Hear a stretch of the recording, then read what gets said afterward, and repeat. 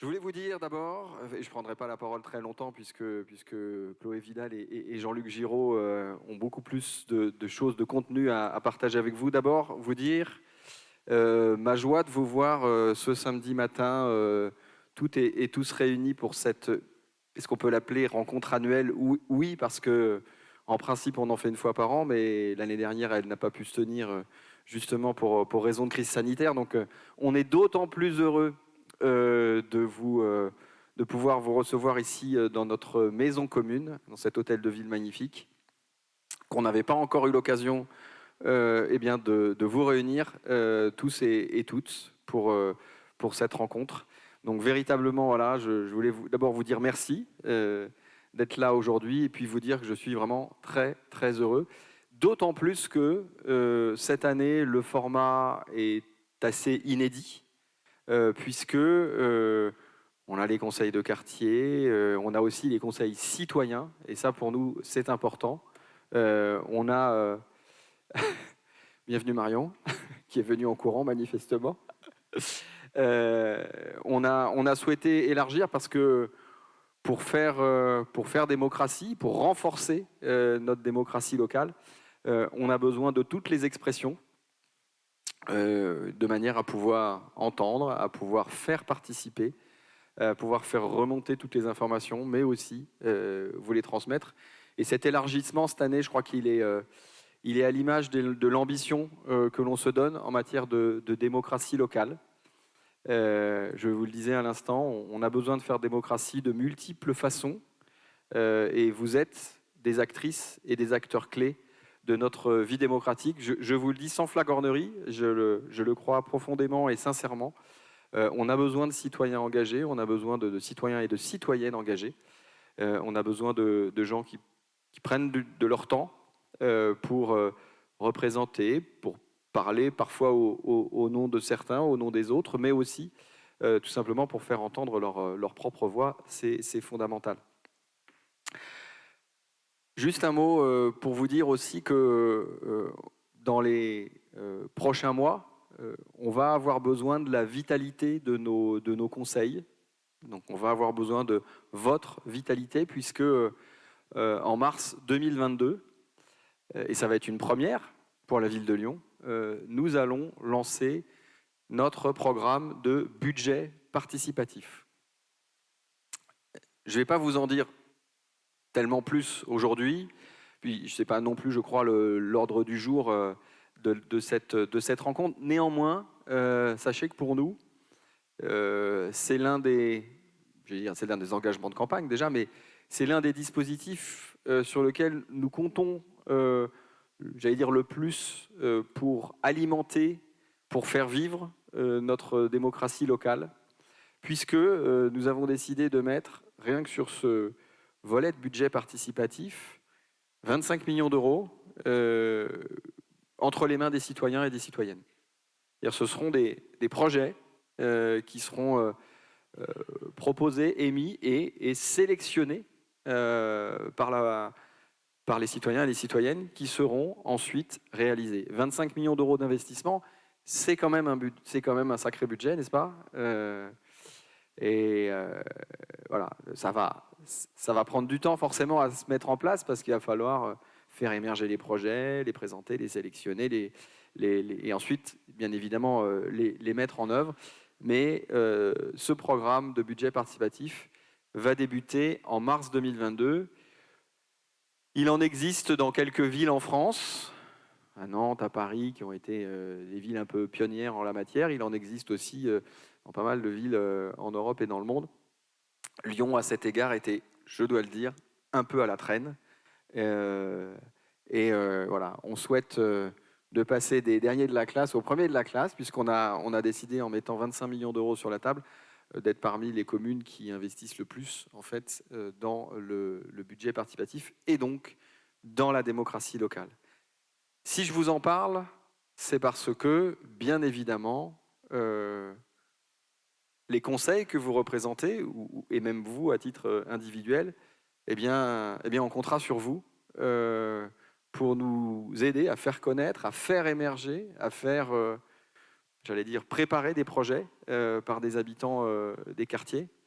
Et je vous le dis, je pense qu'on a un enjeu qu'on partage tous, hein, à faire vivre notre démocratie encore plus dans les quartiers qu'on dit populaires ou parfois politiques de la ville, ou bref, là où le sentiment de citoyenneté est parfois un peu moins fort. Et la démocratie locale, c'est ça aussi, c'est faire en sorte que chacun puisse se sentir citoyen et citoyenne, chacun puisse contribuer, apporter, quelques minutes, quelques heures, quelques jours, peu importe, mais que chacun ait bien ce sentiment d'appartenance à cette collectivité que nous formons tous en tant que Lyonnaises et Lyonnais. En tout cas, j'y suis très attaché. Donc, la mission confiée à Chloé Vidal et à Jean-Luc Giraud de porter tous les exercices de démocratie locale, et en partie pour Chloé le budget participatif, ce n'est pas une mince affaire, n'est-ce pas, Chloé? C'est un énorme programme que nous lançons. Encore une fois, je vous disais, c'est pour la première fois qu'on le fait à Lyon, donc c'est un sacré pari. Mais je suis sûr, d'une part, que vous allez vouloir vous y engager et que grâce à ça, d'autre part, ça sera une réussite. Voilà. Donc encore une fois, merci à vous toutes et à vous tous d'être avec nous aujourd'hui. Je suis ravi qu'on puisse avoir une belle session de travail aujourd'hui et qu'on puisse faire vivre notre démocratie locale. Merci encore une fois.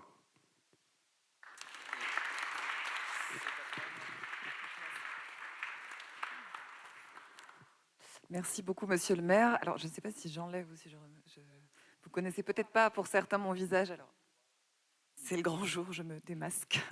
Bonjour à toutes et à tous. Alors, je vous proposais de ne pas rester assis, peut-être, de ne pas rester debout, pardon, de vous asseoir. On sera plus confortable si ça ne vous gêne pas trop. Alors moi aussi, je tiens à vous remercier d'être venu ce matin pour un événement qu'on attendait quand même depuis assez longtemps et que les contraintes sanitaires ne nous avaient pas permis de concrétiser jusqu'à présent. On a dû attendre plus d'une année, hein, effectivement, on ne peut plus parler de rencontre annuelle, comme monsieur le maire l'a répété. Et il l'a bien rappelé aussi, nous avons souhaité vraiment ouvrir aussi cette rencontre annuelle au Conseil citoyen. Et ça, c'est une nouveauté, puisque vous aviez l'habitude, pour bon nombre d'entre vous, de vous retrouver une fois par an entre représentants de conseils de quartier. Effectivement, comment peut-on penser faire vivre la démocratie de proximité dans notre ville sans chercher à créer des liens entre toutes les instances en fait, de dialogue citoyen? Comment penser soutenir les initiatives des conseils de quartier et des conseils citoyens sans chercher à construire des ponts, à créer des interactions pour vraiment impulser une dynamique de projet, faire en sorte que nous puissions construire ensemble? On ne peut plus rien faire qu'ensemble. C'est un philosophe, Gaston Berger, mieux connu comme le fondateur de l'INSA, qui le disait. Et je pense vraiment que nous avons encore à mieux nous connaître, et c'est la raison pour laquelle il nous a semblé vraiment opportun de nous retrouver aujourd'hui toutes et tous.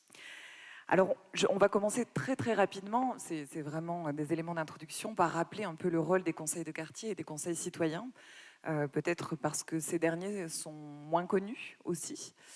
Jean-Luc Giraud reviendra sur les conseils citoyens.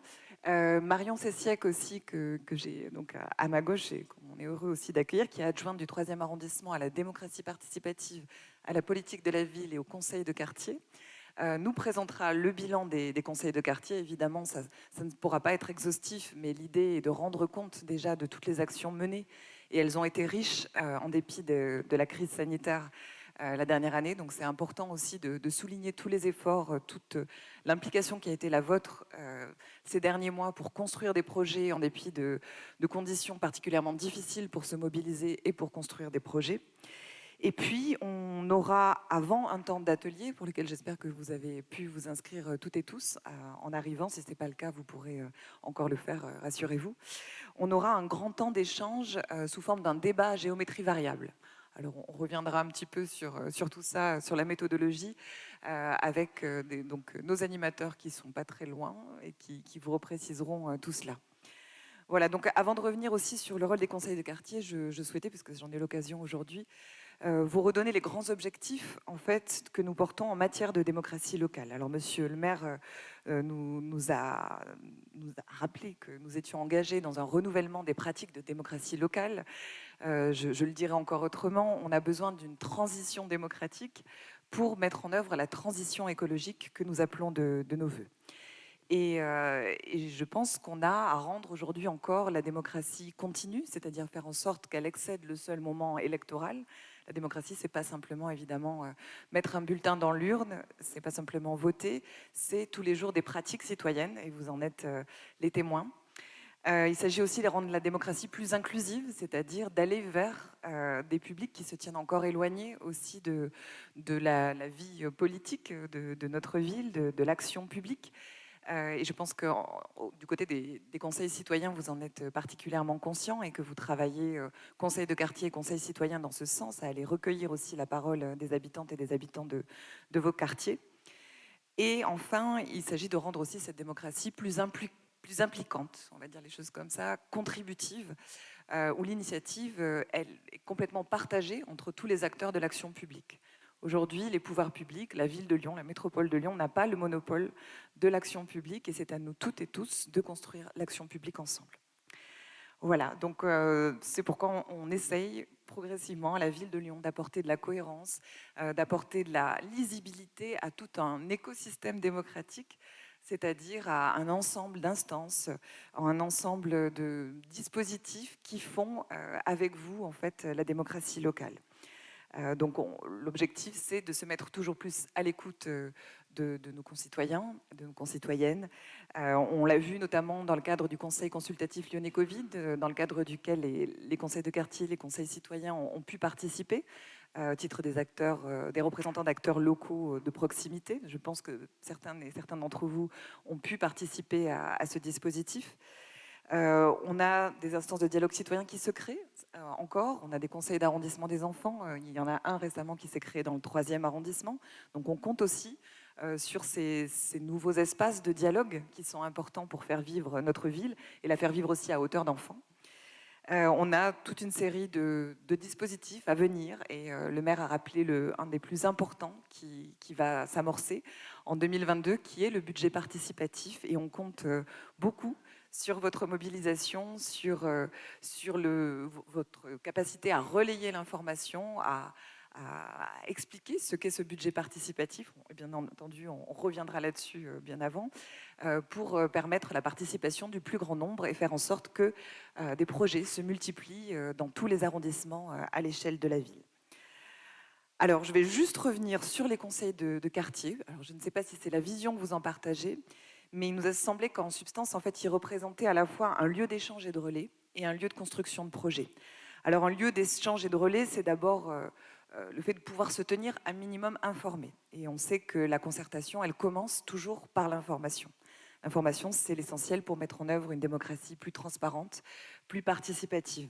Ensuite, ces conseils de quartier, ils permettent aussi un dialogue privilégié sur le long terme, puisque finalement, ces conseils de quartier sont des institutions, donc elles restent. Et ça, c'est essentiel aussi pour faire vivre la démocratie de proximité.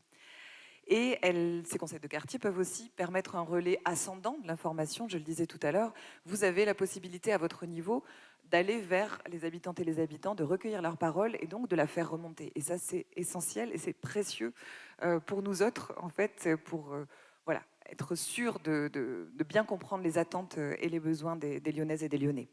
Et un relais descendant aussi, et c'est le cas, comme je l'évoquais, avec tous ces dispositifs de participation citoyenne que nous mettons en œuvre à la ville de Lyon, donc pour relayer aussi les politiques publiques, pour être un lieu de discussion, un espace d'échange autour de ces politiques et de ces dispositifs. Donc vraiment un rôle essentiel et un rôle aussi dans la construction, dans la fabrique de la ville et donc dans la vie de notre ville, en construisant des projets. Beaucoup ont répondu aux appels à projets en faveur des initiatives des conseils de quartier. Et ça, c'est un dispositif très important dont nous avons d'ailleurs doublé le montant parce que nous avons estimé que le droit d'initiative était essentiel et qu'il fallait favoriser l'émergence de ces projets, de ces idées, dans le même état d'esprit en fait que le budget participatif qui va se lancer, qui ne remplacera pas, je le précise tout de suite, les APIC. Certains s'en inquiétaient et ce ne sera pas le cas. Voilà, j'en termine là parce que j'ai déjà été un peu longue et je redonne la parole à Jean-Luc Giroux, donc, qui est adjoint à la politique de la ville et qui donc va vous parler un peu mieux des conseils citoyens. Merci à toutes et à tous et très bonne journée. Merci.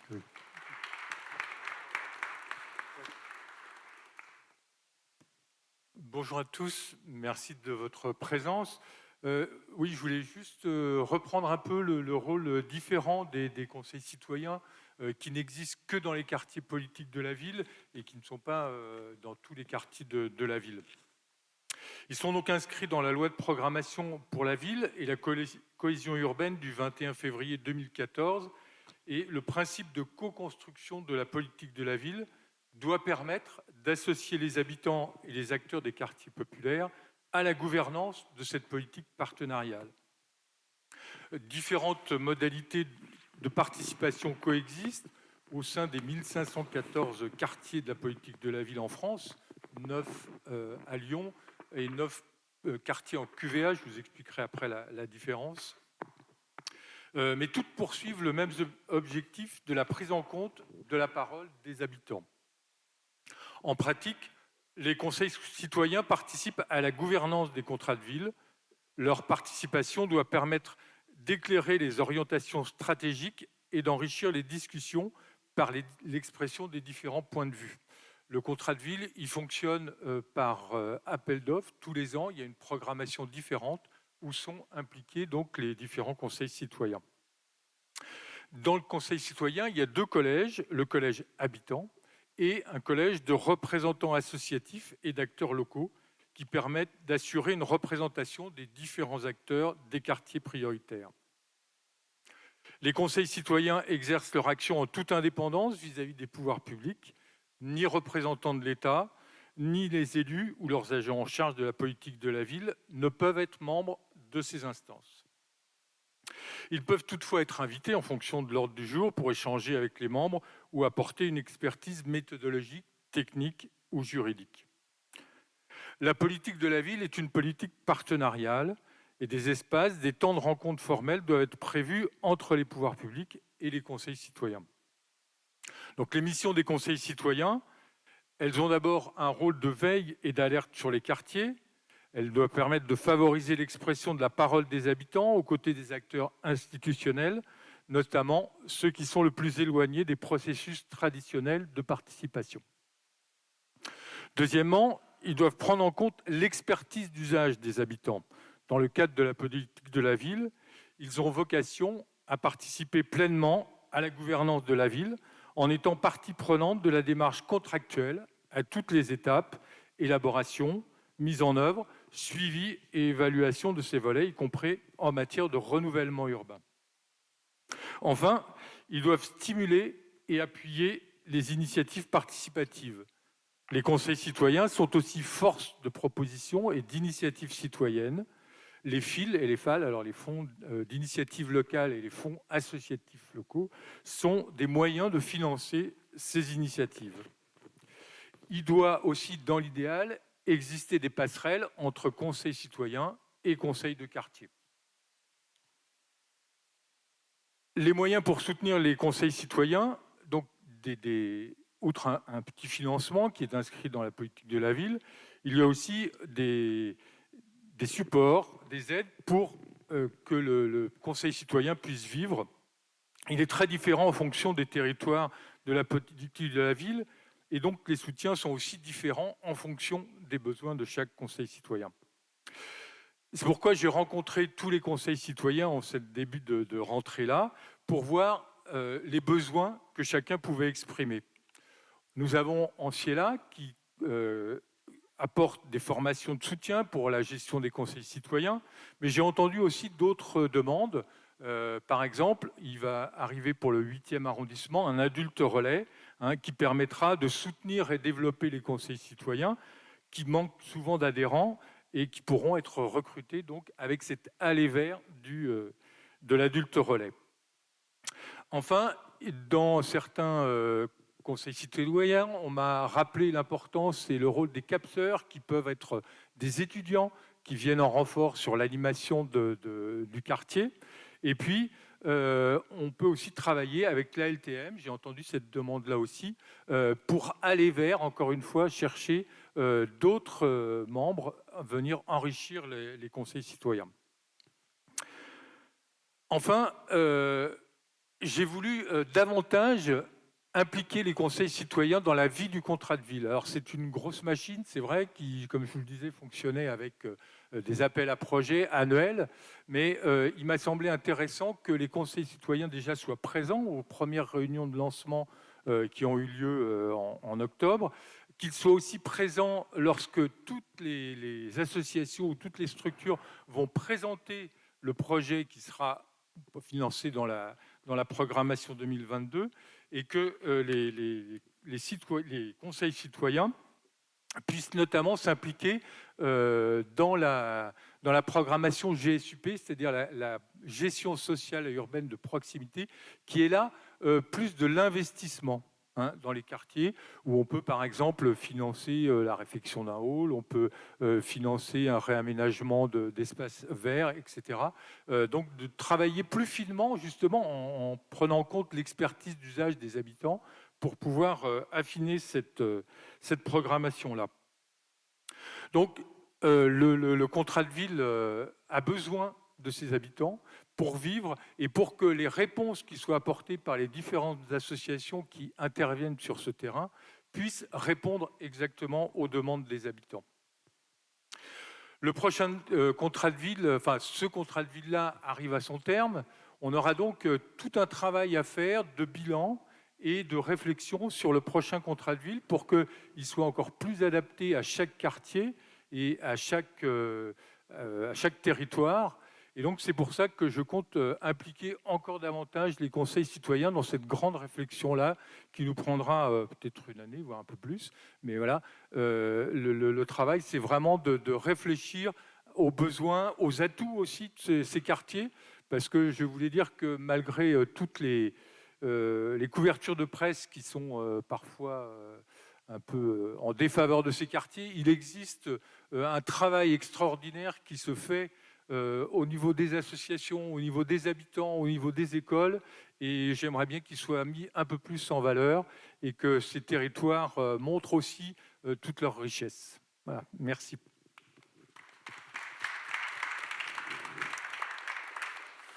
Merci beaucoup Jean-Luc pour ce rappel important, je pense. Je n'ai pas insisté tout à l'heure sur le rôle essentiel que jouaient aussi les arrondissements, les mairies d'arrondissement, et on a parmi nous ce matin encore des élus, outre Marion Sessiec, des élus en charge de la démocratie locale, Laurence Hugues, Bastien Musset, d'autres encore. Et encore merci aussi, c'est l'occasion pour moi de les remercier pour le travail réalisé à l'échelle des arrondissements. Il y a également des élus référents de conseils de quartier, dont le rôle est essentiel aussi pour nous.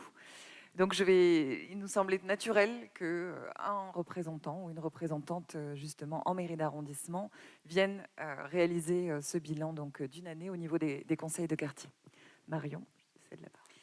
Merci, bonjour à toutes et à tous. Alors, j'ai fait un petit mouvement de fauteuil pendant que Jean-Luc parlait, mais c'est parce que je tournais le dos à ma gauche, donc voilà, désolée pour le bruit et pour mon petit retard aussi. Voilà. Donc je suis Marion Sessiec, adjointe sur le 3e arrondissement de la ville de Lyon. Je remercie Chloé de m'avoir demandé de présenter le bilan très rapidement avec une année Covid, on va faire vite. On est quand même parvenu à mobiliser 4500 personnes. Vous avez été capable de vous mobiliser. Donc au total, sur la ville de Lyon, c'est des chiffres, mais ça fait du bien quand même quand on se rend compte, quand on les assemble.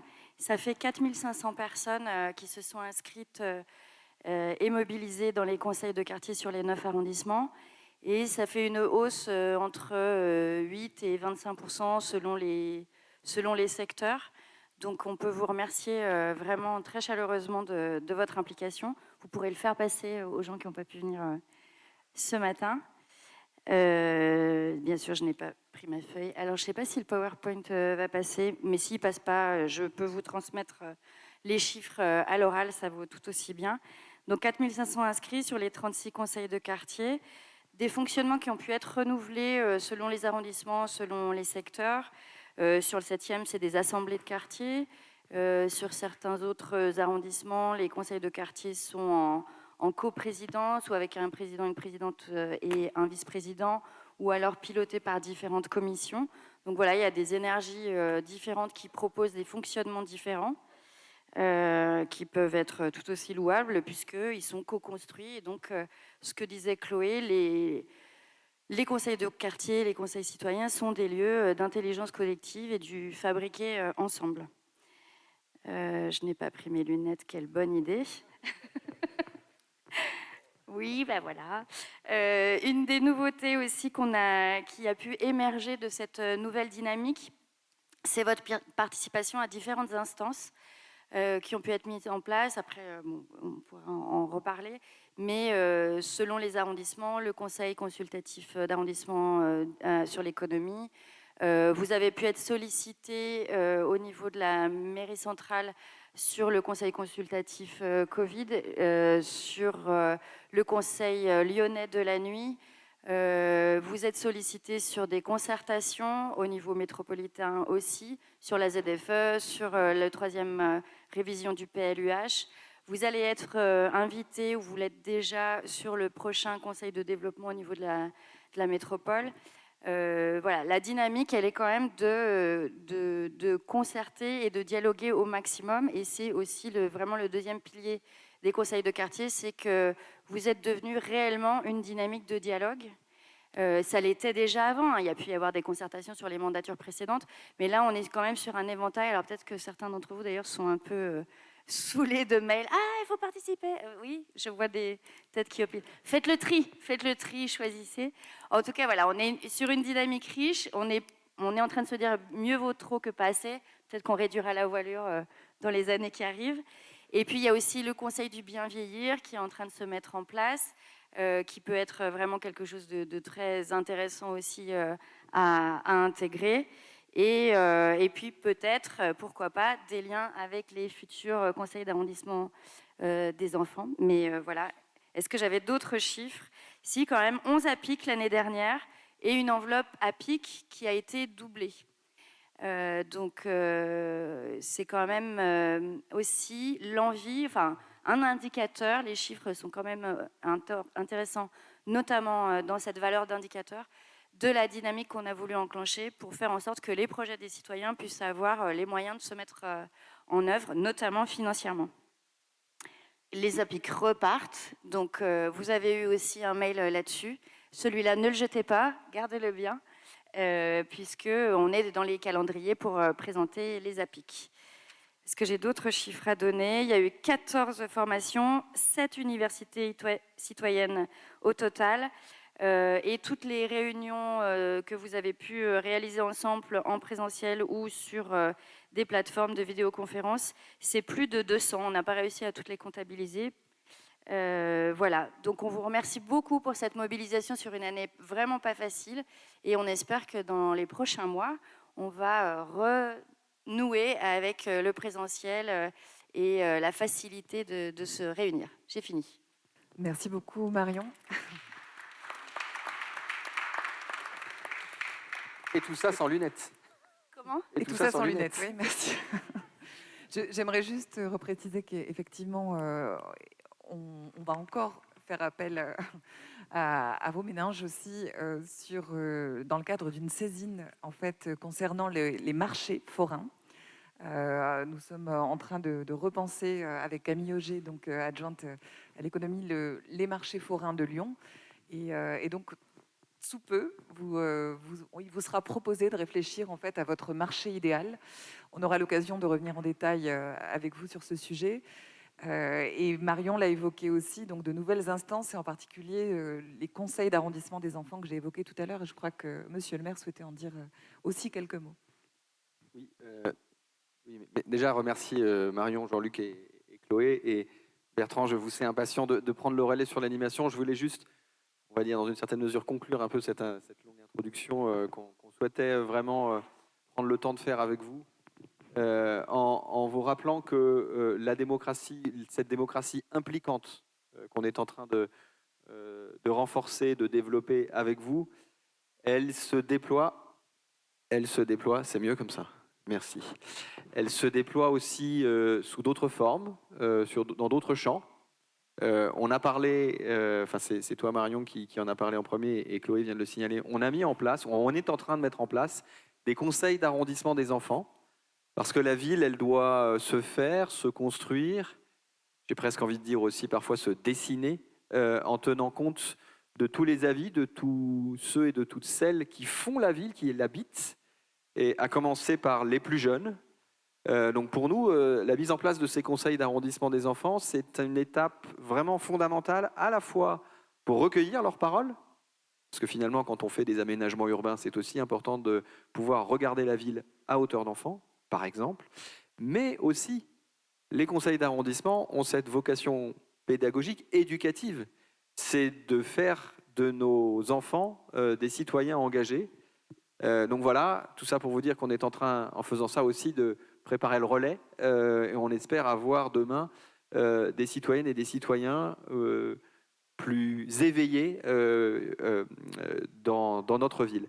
Et on a d'ailleurs inscrit aussi dans notre projet éducatif la question de la citoyenneté, alors avec d'autres sujets comme l'égalité femmes-hommes par exemple, la transition écologique bien sûr, aussi comme un des sujets clés. Donc ça veut dire que dans les écoles, beaucoup d'activités, que ce soit sur le temps scolaire ou en péri ou extrascolaire, seront consacrées à cette question de la citoyenneté. C'est véritablement, c'est un grand champ qu'on est en train de travailler et qui se travaille sur plusieurs aspects. Encore deux petites choses que je voulais partager avec vous, c'est que je vous disais, donc la démocratie, ça prend plusieurs aspects, c'est multiforme. Dans la démocratie, il y a cette notion de proximité qui est aussi fondamentale pour moi. Si on a souhaité aussi que Marion, tu puisses prendre la parole, c'était pour donner une illustration de l'importance que l'on accorde aux arrondissements, c'est-à-dire aux élus de proximité. Le travail qui est fait par tous les adjoints d'arrondissement, adjoints et adjointes d'arrondissement qui sont en charge de la démocratie participative, de la démocratie locale, est fondamental. Sachez que les maires d'arrondissement ont plus aujourd'hui de prérogatives et de responsabilités qu'ils n'en avaient par le passé, parce qu'on transmet aux arrondissements plus de responsabilités. Moi-même, je m'attache à être le plus en proximité possible des questions dans les arrondissements. J'ai créé la conférence des maires d'arrondissement, donc je réunis l'ensemble des maires d'arrondissement à intervalles réguliers, en général tous les trimestres, pour pouvoir traiter de sujets de grande proximité, pour pouvoir développer des politiques publiques qui soient le plus en résonance avec les besoins de la population. Pour moi, c'est véritablement important. Et d'ailleurs, je m'attache à aller rencontrer chaque semaine un maire d'arrondissement et d'aller à la rencontre des acteurs et des actrices qui font les quartiers. Et puis, dernière chose que je voulais vous dire sur la démocratie locale, elle se vit donc dans les arrondissements, elle se vit dans les écoles, je parlais des conseils d'arrondissement des enfants, elle se vit aussi sur d'autres échelles institutionnelles. On travaille main dans la main avec la métropole de Lyon sur certains grands exercices de consultation ou de concertation. Vous les avez vus récemment se multiplier, que ce soit pour le transport par câble, le métro, la rive droite, le réaménagement de la rive droite du Rhône, etc. L'idée, c'est que, et bientôt sur l'apaisement de la presqu'île, c'est que les grands chantiers d'aménagement urbain ou de mobilité qui concernent bien évidemment directement certains habitants quand il s'agit par exemple, peut-être d'installer un pylône de transport par câble. Je n'en sais rien. Je choisis volontairement cet exemple pour vous réveiller un peu. Il ne faut pas vous laisser vous endormir, bien sûr. Mais bref, plus sérieusement, il y a bien sûr les habitants qui sont directement concernés, mais finalement, sur ces grands sujets, on a tous aussi un intérêt à agir, à s'exprimer. C'est pour ça qu'on a lancé ces grands chantiers de concertation et de consultation. C'est fondamental pour nous de pouvoir entendre et considérer l'avis des citoyennes et des citoyens, parce que, comme le disait très justement Chloé tout à l'heure, la fabrique de la ville, c'est bien quelque chose que l'on fait tous ensemble. Voilà. Merci encore pour votre participation. Et ça y est, Bertrand, on vous laisse la main. Merci à vous. Alors, je vous remercie beaucoup, d'être restés jusque-là. Je vous remercie beaucoup de votre participation. Je profite du brouhaha ambiant pour faire une annonce pour capter votre attention, puis on va retirer le sparadrap qui fait mal, puis comme ça on va pouvoir passer à autre chose après. Ah oui. Je vais enlever le masque, ça ira un petit peu mieux effectivement. Puis peut-être que comme ça, si je parle, le volume va petit à petit baisser. J'en profite pour annoncer, donc, alors j'ai déjà dit tout à l'heure, hein, mais peut-être que tout le monde n'a pas entendu. Donc j'en suis vraiment navré, mais pour des raisons sanitaires et à la dernière minute, le buffet a dû être annulé. J'en suis sincèrement navré. Voilà. Mais d'autres en ont profité. Voilà. Des associations sont venues récupérer le buffet qui sera distribué. Voilà. Mais ça n'empêche pas de profiter de la matinée et on espère que vous pourrez continuer ces échanges à la suite là, de la clôture et puis évidemment plus tard dans des échanges, puisque c'est un des points qui ressort de la matinée, c'est l'envie d'échanger, l'envie de mieux se connaître, l'envie de discuter entre instances notamment, qui est un des éléments qui ressort. Donc je vais faire une très rapide synthèse qui n'a pas du tout vocation à être exhaustive ni représentative forcément de tous les échanges, mais simplement pour retracer ce que je pense être les principaux points de la matinée, pour qu'ensuite Madame Vidal et Monsieur Giraud puissent éventuellement rebondir dessus et puis dire un petit mot de la fin. Pour commencer, et parce que c'était quand même un des éléments qui était très fort dans les échanges qui ont eu lieu en deuxième partie de matinée, on aime nos quartiers, voilà, comme un peu un cri d'amour qui a été posé par l'un ou l'une d'entre vous, peut-être plusieurs, qui je trouve ça important de le rappeler, la motivation de s'impliquer sur son quartier, qui était vraiment quelque chose de très fort pour participer à ces instances, que ce soit pour faire des rencontres et faciliter la connaissance de son quartier, la connaissance des autres, la rencontre de personnes différentes aussi, mieux connaître pour reprendre une citation de ce matin, mieux connaître pour aussi moins se craindre. Voilà, donc vraiment cette interconnaissance. Et aussi entre les instances, ce que j'évoquais avant. Donc là, le plaisir aussi de ce matin, de certains et de certaines, de découvrir les conseils citoyens et ou vice-versa les conseils de quartier, et de se projeter un peu sur des choses à faire ensemble. Dans les points un petit peu plus négatifs, on a la difficulté à mobiliser et puis ensuite à faire rester les gens dans le temps, qui est toujours quelque chose d'un petit peu compliqué. Un des éléments autour de ça, c'est le besoin de lisibilité sur les programmes, les termes, les acronymes, les projets, etc. D'accueillir peut-être avec des outils qui facilitent aussi la communication, qui est un autre très gros enjeu au sein des conseils de quartier, entre les conseils de quartier ou les instances en général, et puis vers les habitants de manière plus large. Dans le rôle notamment de ces conseils de quartier, pour reprendre une citation de ce matin, on est le trait d'union entre la mairie d'arrondissement et les habitants. Voilà, et qui est en lien avec ce qui était aussi décrit ce matin comme un statut hybride des conseils de quartier qui amène beaucoup de choses, mais aussi parfois des difficultés à se positionner et à être clair sur pourquoi on est là et qu'est-ce qu'on fait. Dans les défis, il y avait un petit... Alors que je préfère prévenir la ville. Il y a au moins une personne qui souhaite, je cite, récupérer les 25 millions d'euros du budget participatif. Donc, je souhaite bon courage. Il va falloir poser des projets pour remplir 25 millions d'euros. Mais en tout cas, on y reviendra tout à l'heure, mais il y a cette dimension que les conseils de quartier peuvent aussi jouer un rôle d'accompagnateur et d'émergence de projets pour le budget participatif, de manière peut-être un peu plus raisonnable. Il y a aussi un grand enjeu, une attente, un intérêt et aussi une difficulté, mais aussi un grand plaisir sur le renouvellement des membres, qui a eu lieu, qui doit avoir lieu, qui aura encore lieu, qui est un petit peu permanent, mais voilà, et on sent qu'on est à un moment un peu de bascule aussi avec le Covid, beaucoup de nouvelles personnes qui sont arrivées, qui n'ont pas forcément, il y a eu un petit peu de flottement. Voilà, et donc là, il y a maintenant justement comment, il y a des gens qui sont là, mais comment on les accroche dans la boutique. Et puis un petit rappel que chaque arrondissement, chaque instance est différente dans son fonctionnement, etc. Et que donc parfois la comparaison est difficile, même si il y a l'envie de projets communs qui ressort de manière très très forte.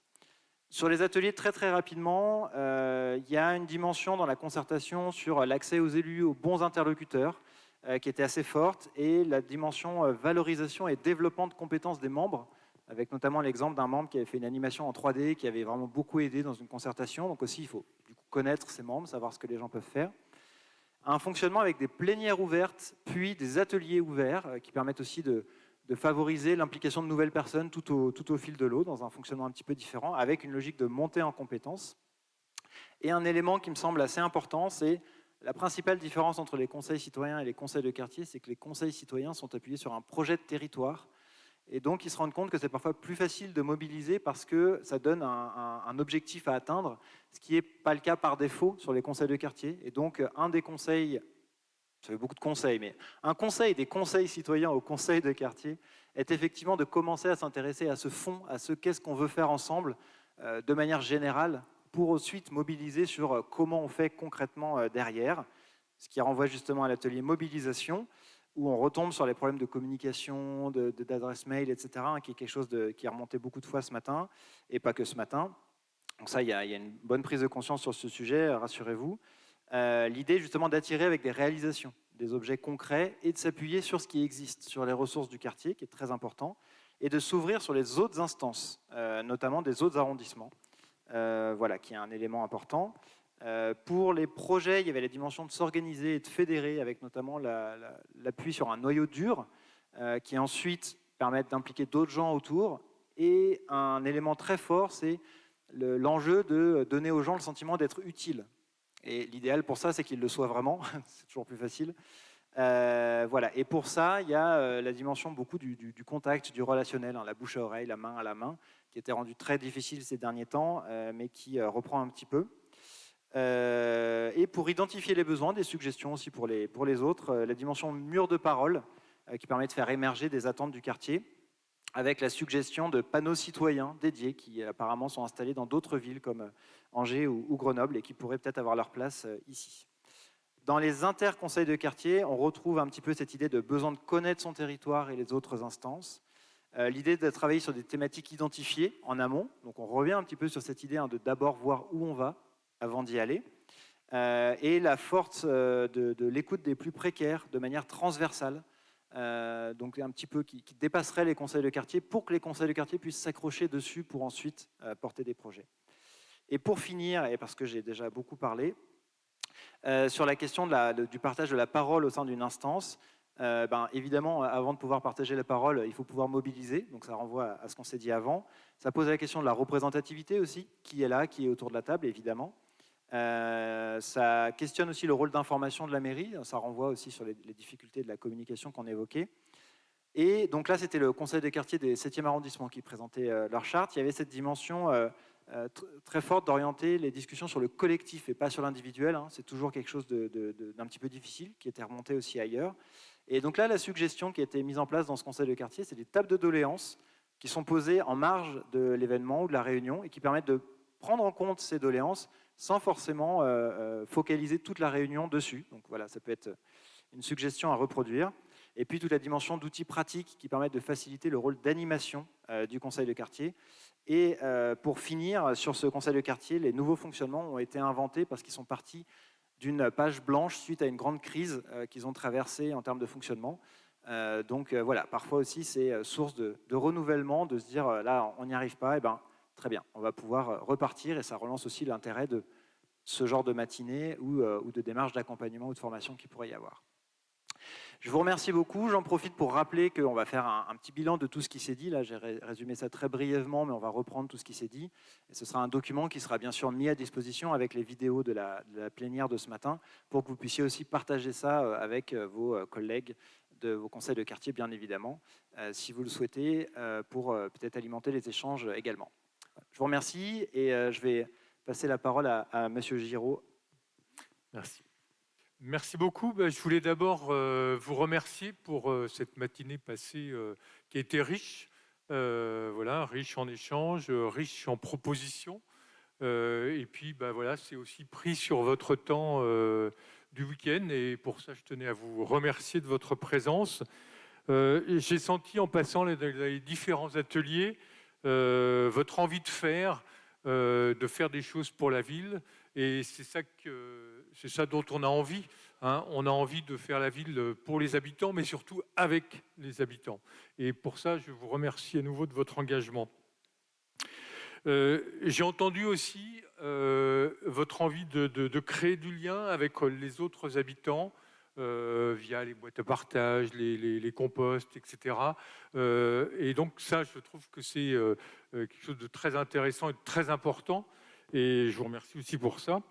Et puis j'ai entendu aussi parfois vos demandes un manque de visibilité ou des difficultés à recruter des membres dans vos conseils citoyens ou dans vos conseils de quartier.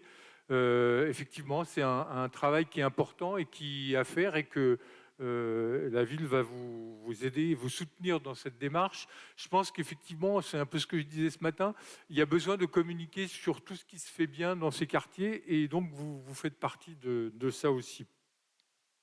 Et puis, il y a un manque de représentativité. Peut-être que dans certains quartiers, au moins, on manque parfois de jeunes qui sont pas toujours, qui répondent pas toujours présents. Il y a un travail effectivement important d'éducation, d'information. Et je pense qu'avec Chloé, on est prêt à répondre à cette demande. Voilà, je ne vais pas être plus long. Je vous remercie encore une fois. Et puis, n'hésitez pas à nous solliciter. Voilà, si vous en ressentez le besoin. Merci à vous.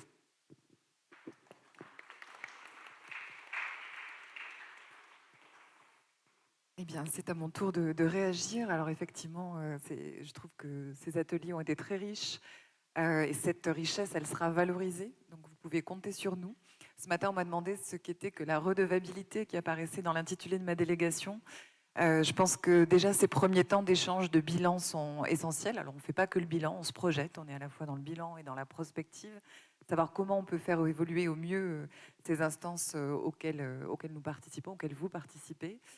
Donc comme l'a dit Bertrand, effectivement, on va procéder à une vraie large synthèse de toutes vos contributions. J'en profite pour remercier tous les animateurs aussi qui se sont improvisés dans le cadre des ateliers et qui ont fait un gros travail déjà de rédaction pour certains.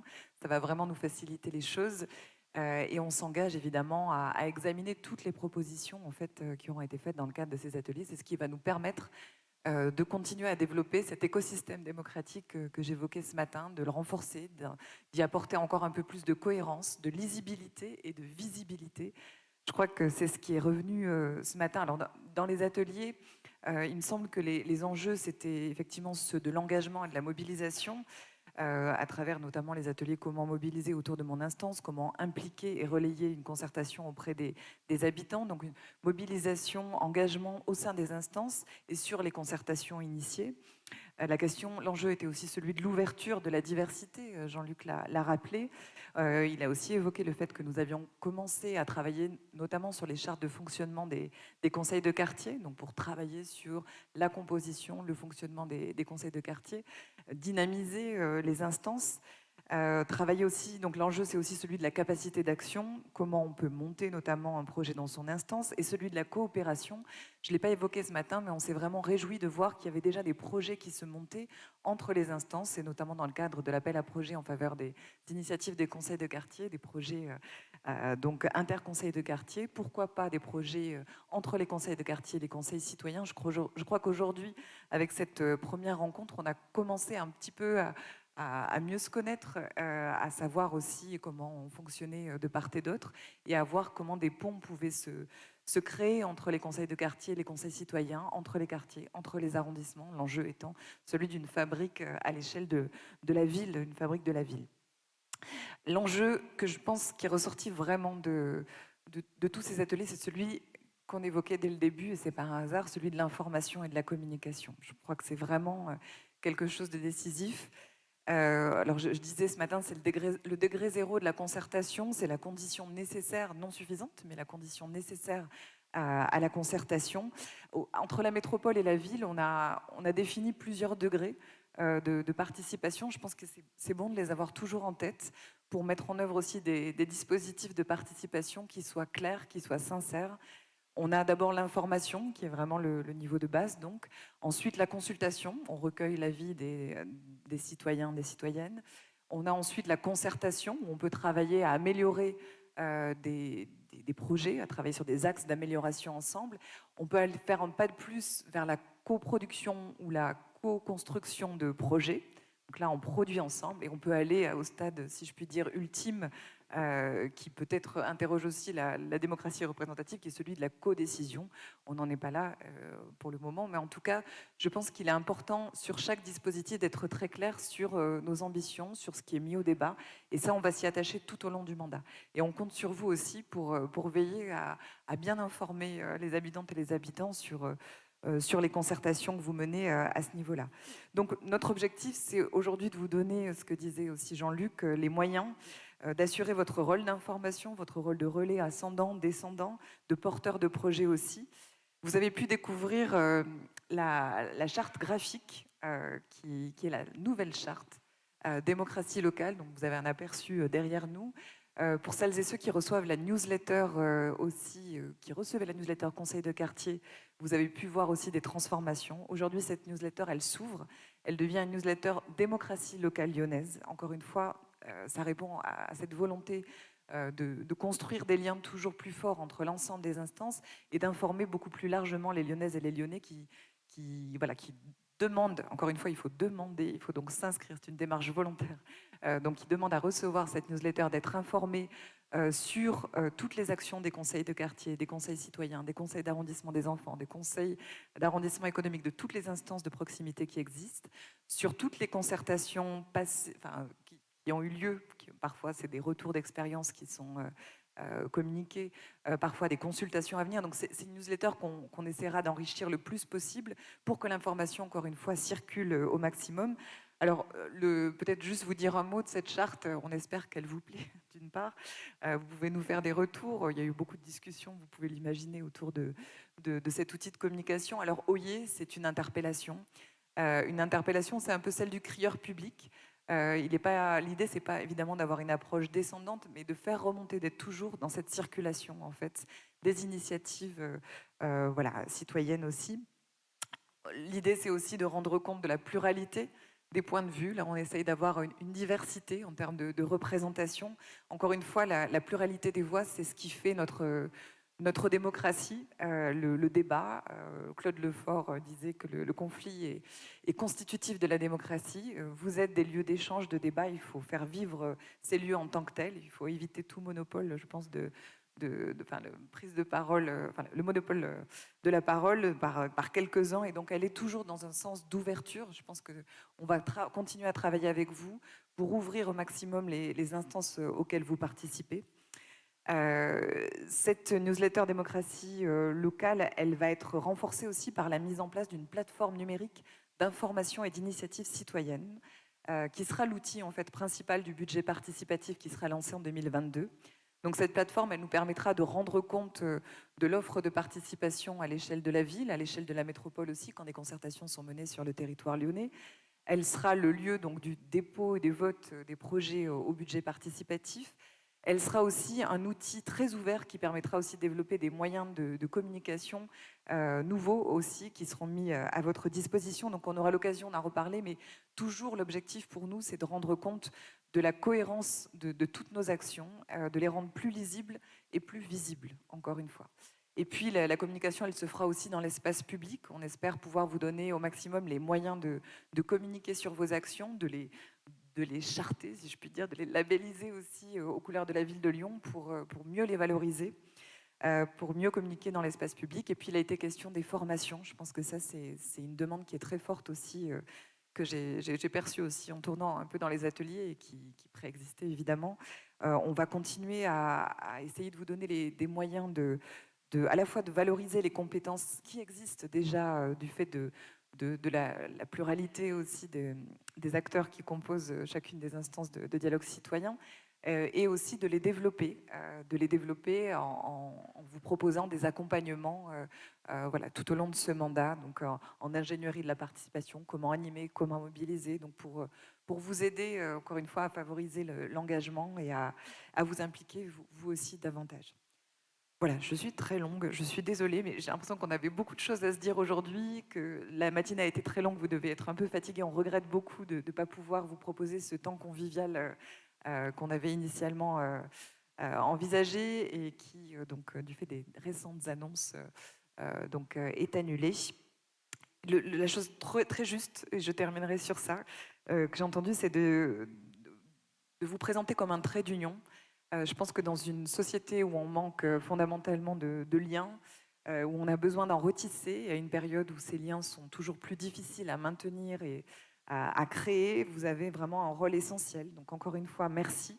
Merci pour votre engagement, merci pour votre participation aujourd'hui pour nous aider à avancer dans la construction de tous ces dispositifs, à faire vivre la démocratie de proximité. Je tiens aussi, j'en profite, à remercier l'équipe d'animation de TADA, donc en présence de Bertrand et de Stéphanie qui doit être par ici, l'équipe aussi de la ville de Lyon, donc avec la mission démocratie ouverte, qui a été très présente, les chargés de mission sur nos délégations respectives, les services techniques aussi, merci Samy, merci aux agents de sécurité, en fait tous ceux et celles qui nous ont permis d'organiser cette réunion que nous attendions depuis très longtemps. Et merci aux élus, je suis désolée, j'oublie mes collègues, mais merci d'avoir participé aussi à cette journée, d'être là dans une posture d'écoute. Je pense que voilà, l'écoute de vos attentes, de vos besoins pour avancer ensemble. Merci à toutes et à tous et très bon week-end.